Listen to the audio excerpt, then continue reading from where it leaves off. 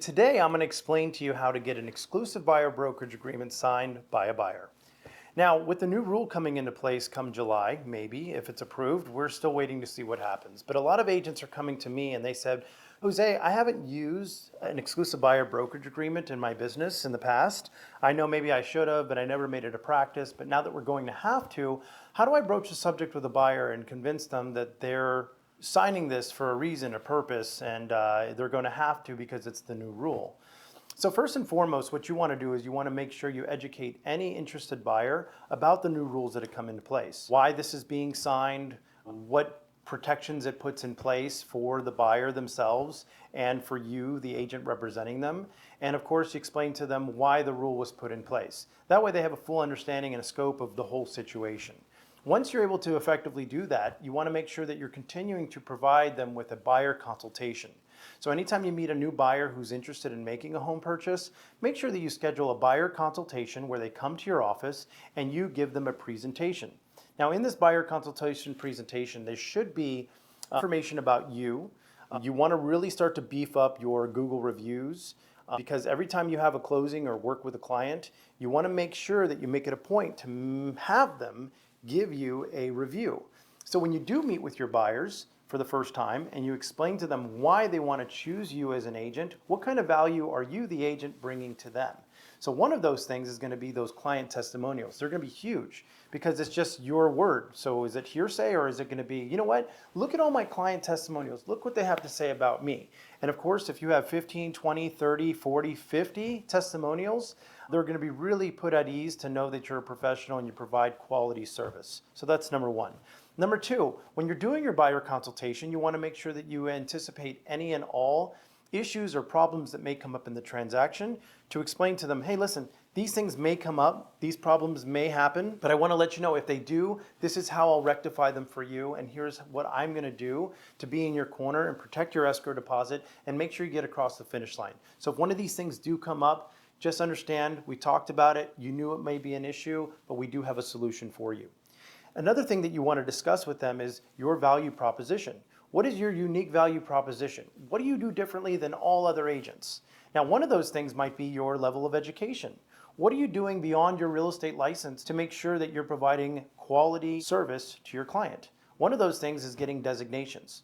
So designation is when you take a class that's provided by the Board of Realtors where you go through a series of courses and you take an exam or a test, or you just show that you've gotten higher additional education than a random agent might have.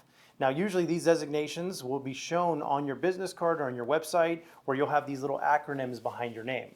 Usually one is like GRI, which is a Graduate Realtor Institute, or you might have accredited buyer specialist, or a certified negotiation expert, or a certified short sale negotiator. These are things that you can do to further your education, add those designations, so when you do a buyer presentation for a customer, you can say, hey, look at all this extra education that I got and all this information I'm bringing to you.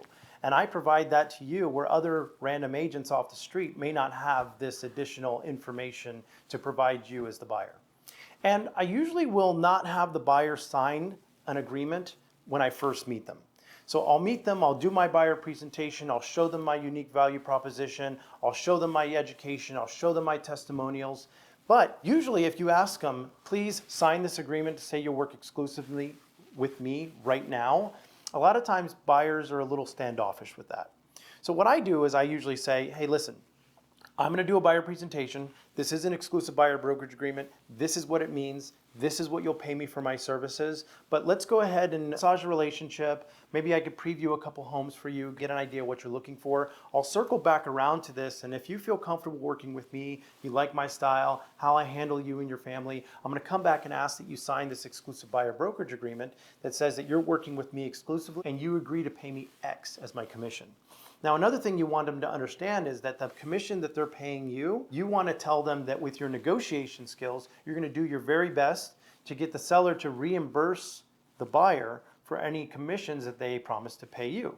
So for example, if that buyer promised to pay you a 3% commission and you negotiated that the seller pays a 2.5% concession to the buyer at closing, then your buyer is only on the hook to pay you a 0.5% commission. And in some cases, even though that this new rule is going into place, sellers and listing agents will still be offering a commission. They just can't display it on the MLS. So you might want to circle around to the listing agent and say, hey, listing agent, my buyer's interested in your property. I plan on showing it. What commission, if any, are you guys offering? And they might say, oh, we're offering a 2% commission. And you go, great. Hey, buyers, good news. They are offering a 2% commission. That way, you're only responsible for the 1%. But I'm going to do my best that when we submit an offer, maybe we can get some kind of concession to cover the gap. So all in all, when you meet with the buyers, the best thing you can do is educate them about the process, why the changes have come into place, why you're such a valuable agent to work with, and what you bring to the table when negotiating the best terms for them, saving them the most money and getting them the best deal possible. So there you have it. That's the best to get with your buyer and negotiate a buyer representation agreement.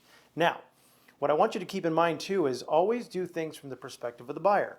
Don't be thinking like a buyer's agent. Don't put your buyer's agent's cap on and think like a buyer's agent. Think as though you were the buyer looking to buy a house and you figured you needed the assistance of a buyer's agent. What are some things that you would want to hear from that buyer's agent? What are some things that they need to tell you to put you at ease? Where do you find value in a buyer's agent where you would be inclined to sign a buyer brokerage agreement? So if you're thinking from the buyer's perspective, you're thinking how you can add value to them, everything will work out for you in the long run. Just always put the buyer and their needs first, and always make sure that you're looking at the perspective of the buyer before you look at the perspective from your own side. And it's always going to work out for you in the long run.